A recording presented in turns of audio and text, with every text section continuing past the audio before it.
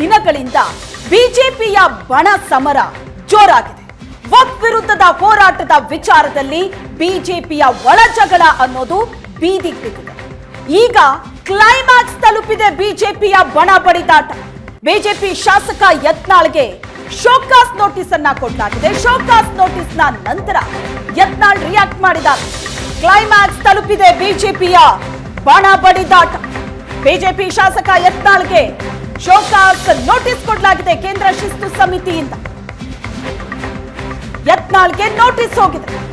10 ದಿನದ ಒಳಗೆ ಈ ನೋಟಿಸ್ಗೆ ಯತ್ನಾಳ್ ಉತ್ತರ ಕೊಡಬೇಕು ಹಾಗಂತ ಸೂಚನೆ ಕೊಡಲಾಗಿದೆ ಯತ್ನಾಳ್ಗೆ. ನೆನ್ನೆಯೇ ದೆಹಲಿಗೆ ಹೋಗಿದ್ದಾರೆ ಶಾಸಕ ಯತ್ನಾಳ್. ಇಲ್ಲಿ ಬಣಗಳ ಬಡಿದಾಟ ತಾರಕಕ್ಕೇರ್ತಾ ಇದ್ದಂತೆ ಮೊನ್ನೆ ಶುಕ್ರವಾರ ವಿಜೇಂದ್ರ ದೆಹಲಿಗೆ ಹೋಗಿದ್ರು. ದೆಹಲಿಯಿಂದ ವಿಜೇಂದ್ರ ವಾಪಸ್ ಬಂದ ನಂತರ ನಿನ್ನೆ ಯತ್ನಾಳ್ ದೆಹಲಿಗೆ ಹೋಗ್ತಾರೆ. ದೆಹಲಿಯಿಂದ ಪುಲಾವ್ ಬಂದಿತ್ತು ಯತ್ನಾಳ್ಗೆ. ಆದ್ರೆ ಯತ್ನಾಳ್ ಹೇಳಿದ್ದು, ನಾನು ಒಬ್ಬನೇ ಹೋಗೋದಿಲ್ಲ, ನಂದೊಂದು ಟೀಮ್ ಇದೆ, ಹೋದ್ರೆ ಟೀಮ್ ಜೊತೆನೆ ಹೋಗ್ತೀನಿ ಅಂತ. ಫೈನಲಿ ನಿನ್ನೆ ಯತ್ನಾಳ್ ದೆಹಲಿ ತಲುಪಿದ್ರು. ಈಗ ಯತ್ನಾಳ್ಗೆ ಶೋಕಾಸ್ ನೋಟಿಸ್ ಕೊಡಲಾಗಿದೆ. 10 ದಿನದಲ್ಲಿ ಈ ನೋಟಿಸ್ಗೆ ಯತ್ನಾಳ್ ಉತ್ತರ ಕೊಡಬೇಕು. ಬಿಎಸ್ವೈ ಕುಟುಂಬದ ವಿರುದ್ಧ ಯತ್ನಾಳ್ ಮಾತಾಡಿದ್ರು.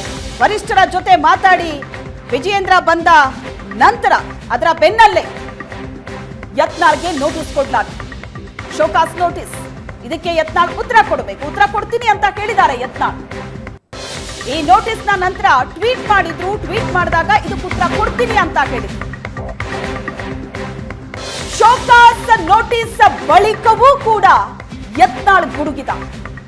ದೆಹಲಿಯಲ್ಲಿ ವಿಜೇಂದ್ರ ವಿರುದ್ಧ ಯತ್ನಾಳ್ ಮತ್ತೆ ವಾಗ್ದಾಳಿ ನಡೆಸಿದ. ನನಗೆ ಕೊಟ್ಟಂತ ಶೋಕಾಸ್ ನೋಟಿಸ್ ನಕಲಿ ಅಂತ ಅನ್ನಿಸ್ತಿದೆ. ಕಳೆದ ಬಾರಿಯೂ ನನಗೆ ನೋಟಿಸ್ ಅನ್ನ ನೀಡಿದ್ರು. 10 ದಿನದಲ್ಲಿ ಉತ್ತರಿಸಿಲ್ಲ, ಏನು ಕ್ರಮ ತೆಗೆದುಕೊಳ್ಳಿಲ್ಲ. ನನಗೆ ಮೇಲ್ನಲ್ಲೂ ನೋಟಿಸ್ ಬಂದಿಲ್ಲ, ಪೋಸ್ಟ್ ನಲ್ಲೂ ನೋಟಿಸ್ ಬಂದಿಲ್ಲ. ಮಾಧ್ಯಮಗಳಲ್ಲಿ ಶೋಕಾಸ್ ನೋಟಿಸ್ ಬಗ್ಗೆ ಬಂದಿದೆ ಅಂತ ಯತ್ನಾಳ್ ಮತ್ತೆ ಕಿಡಿಕಾರಿದ್ದಾರೆ. ಮತ್ತೆ ವಾಗ್ದಾಳಿ ನಡೆಸಿದ್ದಾರೆ ದೆಹಲಿಯಲ್ಲಿ. ಎಲ್ಲ ಕಡೆ ಬರ್ಲಕತ್ತದ, ಅದಕ್ಕೆ ಸರಿಯಾಗಿ ಉತ್ತರ ಕೊಡ್ತೀನಿ. ಈಗ ಪಕ್ಷ ನಿರ್ಣಯ ಮಾಡಬೇಕಾಗಿದೆ. ವಂಶವಾದ, ಭ್ರಷ್ಟಾಚಾರ, ಅಡ್ಜಸ್ಟ್ಮೆಂಟ್ ಮತ್ತು ಹಿಂದುತ್ವದ ಪರವಾಗಿ ಮಾತಾಡಬೇಕು ಬೇಡ. ನಮ್ಮ ಪ್ರಧಾನಮಂತ್ರಿಗಳು ಹೇಳ್ಯಾರ, ವಂಶವಾದ ಇರಬಾರ್ದು, ಭ್ರಷ್ಟಾಚಾರದ ಕರಪ್ಟ್ ಪಾಲಿಟಿಷಿಯನ್ ನಮ್ಮ ಪಾರ್ಟಿಯಾಗ ಇರಬಾರ್ದು, ಅಡ್ಜಸ್ಟ್ಮೆಂಟ್ ಪಾಲಿಟಿಕ್ಸ್ ಇರಬಾರ್ದು ಮತ್ತು ಹಿಂದುತ್ವ ಪರವಾಗಿ ಇರಬಾರ್ದು ಅಂತ ಏನಾರೇ ಹೊಸದು ಏನಾರೇ ವಿಜೇಂದ್ರ ಸಲುವಾಗಿ ತಿದ್ದುಪಡಿ ಏನಾರಾಗಿದ್ದರೆ ಅದನ್ನೇ ಪ್ರಶ್ನೆ ಮಾಡ್ತೀವಿ. ಒಂದು ವೇಳೆ ವಂಶವಾದ, ಭ್ರಷ್ಟಾಚಾರ, ಹೊಂದಾಣಿಕೆ ರಾಜಕಾರಣ ಮತ್ತು ಹಿಂದುತ್ವ ಇದೊಂದಿತ್ತು ಅಫೆನ್ಸ್ ಅಂತ ಅನಿಸಿದ್ರೆ, ಅಪರಾಧ ಅನಿಸಿದ್ರೆ, ಇದೊಂದು ಕ್ರಿಮಿನಲ್ ಅಟಿಟ್ಯೂಡ್ ಅನಿಸಿದ್ರೆ ನಾನು ಅದನ್ನು ಒಪ್ಕೊಳ್ಳೋಕೆ ಚಾನೆಲ್ದಾಗೆಲ್ಲ. ವಿಜೇಂದ್ರ ವಿರುದ್ಧ ಯತ್ನಾಳ್ ವಾಗ್ಯುದ್ಧ ಮುಂದುವರೆದಿದೆ. ಮುಡಾ ಪಾದಯಾತ್ರೆ ಬಿಟ್ಟು ವಿಜೇಂದ್ರ ಏನೂ ಮಾಡಿಲ್ಲ. ಶೋಕಾಸ್ ನೋಟಿಸ್ ಬೆನ್ನಲ್ಲೇ ಯತ್ನಾಳ್ ಮತ್ತೆ ಗುಡುಗಿದ್ದಾರೆ. ಡಿಕೆ ಶಿವಕುಮಾರ್ ಜೊತೆ ವಿಜೇಂದ್ರ ಹೊಂದಾಣಿಕೆ ಪಾಲಿಟಿಕ್ಸ್ ನಡೆಸುತ್ತಿದ್ದಾರೆ ಅಂತ ಆರೋಪ ಮಾಡಿದ್ದಾರೆ. ನಾನು ಯಾರಿಗೂ ಹೆದರೋ ಮಗನಲ್ಲ, ಜಿಲ್ಲಾಧ್ಯಕ್ಷರ ಸಭೆ ಕರೀಲಿ, ಬಿಎಸ್ವೈ ಸಿದ್ದರಾಮಯ್ಯಗೆ ಅಂಜಬೇಕು, ನಾನು ಅಂಜಲ್ಲ. ಇದು ಯತ್ನಾಳ್ ಕೊಟ್ಟಂತ ಸ್ಟೇಟ್ಮೆಂಟ್. ವಿಜೇಂದ್ರ ಏನು ಕೆಲಸ ಮಾಡ್ತಾ ಇಲ್ಲ. ಮೂಡಾದ ಪಾದಯಾತ್ರೆ ಬಿಟ್ಟರೆ ಇವರು ಅಡ್ಜಸ್ಟ್ಮೆಂಟ್ ಪಾಲಿಟಿಕ್ಸ್ನಿಂದ ಡಿ ಕೆ ಶಿವಕುಮಾರ್ ಬಗ್ಗೆ ಗಂಭೀರವಾದಂಥ ಆರೋಪ ಬಂದಾಗಿಯೂ ಪ್ರತಿಕ್ರಿಯೆ ಕೊಡಲಿಲ್ಲ.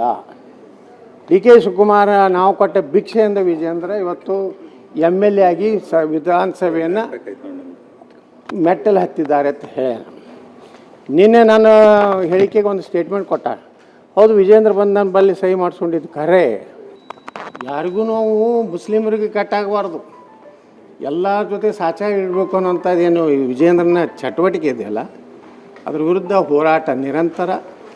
ಏನು ತರವ ಮಾಡ್ತಾನೆ, ಅಂಜುದಲ್ಲ ಅಂತ ಹೇಳಿಯಲ್ಲ, ಹಂಗೆ ನೀವು ಹಂಗೆ ಹೇಳ್ಕೊಳ್ಳಿ ನಾನು ಅಂಜಿಬಿಡ್ತೀನ. ಇಲ್ಲ ವಿಜೇಂದ್ರ ತಪ್ಪಾಗಿದ್ದು, ಯಡಿಯೂರಪ್ಪಾಜಿ ನಿಮ್ಗೆ ಅಪ್ಪಾಜಿ ಬಂದು ಕಾಲಿಡ್ತೀನಿ ಅಂತ ಅನು ಮಗ ಅದೇನ ನಾನು. ವಿಜೇಂದ್ರ ಏನು ಕೆಲಸ ಏನು ಭಯ ಏನೈತೆ ರೀ, ಅದು ಯಡಿಯೂರಪ್ಪಗೆ ವಿಜೇಂದ್ರಿಗೆ ಭಯ ಐತಿ. ಅವರು ಯಡಿಯೂರಪ್ಪನ ವಿರುದ್ಧ ಗಂಭೀರ ಪ್ರಕರಣ ಅದಾವ. ಭ್ರಷ್ಟಾಚಾರ ಪ್ರಕರಣ ಇನ್ನೀ ವಗೈರೆ ವಗೈರೆ ಜಾಮೀನು ರಹಿತ ಪ್ರಕರಣಗಳದಾವೆ, ಅವ್ರು ಹಂಚಬೇಕು. ಅವರು ಸಿದ್ದರಾಮಯ್ಯಗೆ ಡಿ ಕೆ ಶಿವಕುಮಾರಿಗೆ ಸರೆಂಡರ್ ಆಗ್ಯಾರ ಇಬ್ಬರು ಅಪ್ಪ ಮಗ. ಏನು ಭಯ ಏನೈತೆ ರೀ? ಅದು ಯಡಿಯೂರಪ್ಪಗೆ ವಿಜೇಂದ್ರಿಗೆ ಭಯ ಐತಿ. ಅವರು ಯಡಿಯೂರಪ್ಪನ ವಿರುದ್ಧ ಗಂಭೀರ ಪ್ರಕರಣ ಅದಾವೆ, ಭ್ರಷ್ಟಾಚಾರ ಪ್ರಕರಣ ಇನ್ನೀ ವಗೈರೆ ವಗೈರೆ ಜಾಮೀನು ರಹಿತ ಪ್ರಕರಣಗಳದಾವೆ, ಅವ್ರು ಹಂಚಬೇಕು.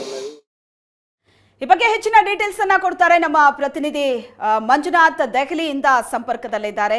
ಮಂಜುನಾಥ್, ಯತ್ನಾಳ್ ಈಗ ದೆಹಲಿಲಿದ್ದಾರೆ, ನೋಟಿಸ್ ಜಾರಿಯಾಗಿದೆ. ನೋಟಿಸ್ ಕೊಟ್ಟ ನಂತರವೂ ಕೂಡ ಯತ್ನಾಳ್ ಯಾವ ರೀತಿ ಅಬ್ಬರಿಸ್ತಿದ್ದಾರೆ ಅನ್ನೋದನ್ನ ನಾವು ನೋಡ್ತಾ ಇದ್ದೀವಿ.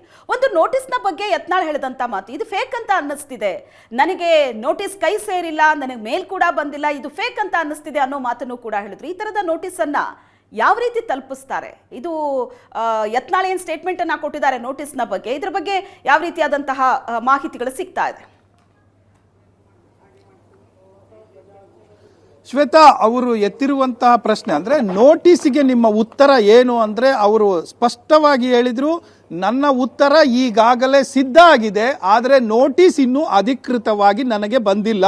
ನಾನು ಎವರೆಡಿ ಬ್ಯಾಟ್ರಿ ಇದ್ದಂಗೆ ಸ್ವಿಚ್ ಹಾಕಿದ ಕೂಡಲೇ ಆನ್ ಆಗ್ತೇನೆ ಅನ್ನುವಂಥ ಪದಗಳನ್ನು ಸ್ಪಷ್ಟವಾಗಿ ಬಳಸಿದ್ದಾರೆ. ಅಂದರೆ ಅದರ ಅರ್ಥ ಈ ತನಕವೂ ಕೂಡ ನನಗೆ ಅಧಿಕೃತವಾಗಿ ನೋಟಿಸ್ ಬಂದಿಲ್ಲ ಅನ್ನುವಂಥದ್ದೇ ಆಗಿರುವಂಥದ್ದು. ನಾವು ಅಲ್ಲಿಗೂ ಕೇಳಿದ್ವಿ, ಸರ್ ಇಮೇಲ್ ಮೂಲಕ ಅಥವಾ ವಾಟ್ಸಪ್ ಮೂಲಕ ಅನ್ನುವಂಥ ಪ್ರಶ್ನೆಗೆ ವಾಟ್ಸಪ್ ಅವರದ್ದೇ ಅನ್ನುವಂಥದ್ದಕ್ಕೆ ಯಾವ ಆಧಾರ ಇದೆ ಹೇಳಿ?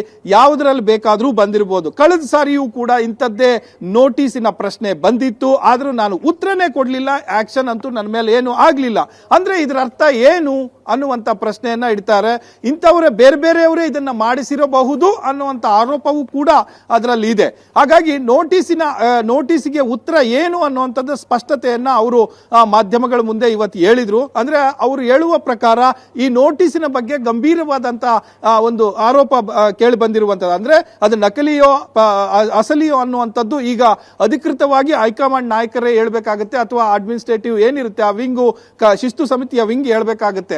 ಯಾಕಂದ್ರೆ ಅವ್ರು ನೀವು ಕಳಿಸುವ ನೋಟಿಸ್ ಆದ್ರೆ ನನಗೆ ಅಟ್ಲೀಸ್ಟ್ ಪೋಸ್ಟಲ್ ಆದ್ರೂ ಬರಬೇಕು, ನನಗೆ ಖುದ್ದು ಮಾತಾಡಿ ಆದ್ರೂ ಹೇಳಬೇಕು ಅನ್ನುವಂಥದ್ದು. ಇನ್ನು ಮುಂದುವರೆದು 10 ದಿನಗಳ ಪ್ರಸ್ತಾಪ ಇದೆ ಆ ನೋಟಿಸ್ ನಲ್ಲಿ, ನೀವೇ ಕೂಡ ಆ ಟ್ವೀಟ್ ಅನ್ನ ಎಂಡಾರ್ಸ್ ಮಾಡಿದಿರಿ ಅನ್ನುವಂಥ ಪ್ರಶ್ನೆಯನ್ನ ಇಟ್ಟಾಗ ಅವರು ಹೇಳಿದ್ರು 10 ದಿನ ಅಲ್ರಿ, ಈ ಕ್ಷಣಕ್ಕೆ ಉತ್ತರ ಸಿದ್ಧವಾಗಿದೆ, ಆದ್ರೆ ನೋಟಿಸ್ ಅಧಿಕೃತವಾಗಿ ಬರಲಿ ಅನ್ನುವಂಥ ಮಾತನ್ನ ಹೇಳ್ತಾ ಇರುವಂತದ್ದು. ಇದು ಎಲ್ಲವೂ ಕೂಡ ಅಂದ್ರೆ ಇಬ್ಬರ ಮಾತುಗಳು, ಅಥವಾ ವಿಜೇಂದ್ರ ಅವರ ಹೇಳಿಕೆ ಆಗಬಹುದು ಅಥವಾ ಇಲ್ಲಿಯ ಯತ್ನಾಳ್ ಅವರ ಹೇಳಿಕೆ ಆಗಬಹುದು. ಇದನ್ನೆಲ್ಲ ನೋಡಿದಾಗ ಇನ್ನೂ ನೋಟಿಸ್ ಬಗ್ಗೆ ಇರುವ ಗೊಂದಲ ಮುಂದುವರಿಯುತ್ತೆ ಅಂತ ಕಾಣಿಸುತ್ತೆ. ಶ್ವೇತಾ, ಓಕೆ ಮಂಜುನಾಥ್, ಕಳೆದ ಬಾರಿ ಕೂಡ ನಂಗೆ ನೋಟಿಸ್ ಕೊಟ್ಟಿದ್ರು, ಉತ್ತರ ಕೊಡೋದಕ್ಕೆ ಹೇಳಿದ್ರು, ನಾನು ಉತ್ತರ ಕೊಟ್ಟಿಲ್ಲ, ಅವರು ಏನು ಕ್ರಮ ತಗೊಂಡಿಲ್ಲ ಅಂತ ಯತ್ನಾಳ್ ಹೇಳ್ತಾ ಇದ್ದಾರೆ. ಅಂದ್ರೆ ಈ ಬಾರಿ ಏನಾಗುತ್ತೆ ಹಾಗಾದ್ರೆ? ಯತ್ನಾಳ್ ಕೂಡ ಅದೇ ಮನಸ್ಥಿತಿಯಲ್ಲಿದ್ದಾರಾ? ಹೈಕಮಾಂಡ್ ಕೂಡ ನೋಟಿಸ್ ಅನ್ನ ಕೊಟ್ಟು ಯತ್ನಾಳ್ ಬಾಯಿ ಮುಚ್ಚಿಸುವಂತಹ ಪ್ಲಾನ್ ಮಾಡಿದ್ಯಾ, ಅಥವಾ ಈ ಬಾರಿ 10 ದಿನದಲ್ಲಿ ಉತ್ತರದ ನಿರೀಕ್ಷೆಯಲ್ಲಿದ್ದಾರಾ? ಯತ್ನಾಳ್ ಕೂಡ ಉತ್ತರವನ್ನ ಕೊಟ್ಟೇ ಕೊಡ್ತೀನಿ ಅಂತ ಹೇಳ್ತಿದ್ದಾರಾ? ಈ ಎಲ್ಲ ಪ್ರಶ್ನೆಗಳಿಗೂ ಉತ್ತರ ಏನು ಅಂತ ಅಂದ್ರೆ ಯತ್ನಾಳ್ ಅವರದು ಅಧಿಕೃತ ನೋಟಿಸ್ ಬರಲಿ ಅನ್ನುವಂಥದ್ದನ್ನ ಅವ್ರು ಏನ್ ಹೇಳ್ತಾರೆ, ಅಧಿಕೃತತೆ ಆದ ಮೇಲೆ ಈ ಎಲ್ಲಾ ಪ್ರಶ್ನೆಗಳಿಗೂ ಬಹುತೇಕ ಉತ್ತರ ಸಿಗಬಹುದು. ಯಾಕಂದ್ರೆ ಹೈಕಮಾಂಡ್ ಆಕ್ಷನ್ ಇರ್ಬೋದು ಅಥವಾ ಈ ಹಿಂದೆ ಮಾಡಿದ್ದಿರ್ಬೋದು. ಸೊ ಈ ರೀತಿ ಯಾಕಂದ್ರೆ ನೋಟಿಸ್ ಕೊಟ್ಟಿರುವ ನೋಟಿಸ್ ಬಗ್ಗೆಯೇ ಅವರು ಅನಧಿಕೃತ ಅಥವಾ ನಕಲಿ ಅನ್ನುವ ರೀತಿಯಲ್ಲಿ ಅವರ ಅಭಿಪ್ರಾಯವನ್ನ ಯತ್ನಾಳ್ ಅವರು ವ್ಯಕ್ತಪಡಿಸ್ತಾ ಇದ್ದಾರೆ. ಹಾಗಾಗಿ ಇದರ ಅಧಿಕೃತತೆ ಬರುವ ತನಕ ಆಕ್ಷನ್ ಹೇಗಿರುತ್ತೆ ಅನ್ನುವಂಥದ್ದು ಹೇಳಲಿಕ್ಕೆ ಒಂದು ರೀತಿ ಕಷ್ಟ ಆಗಬಹುದು. Shweta, yes, thank you Manjunath ನಿಮ್ಮೆಲ್ಲ ಡೀಟೇಲ್ಸ್ಗೆ.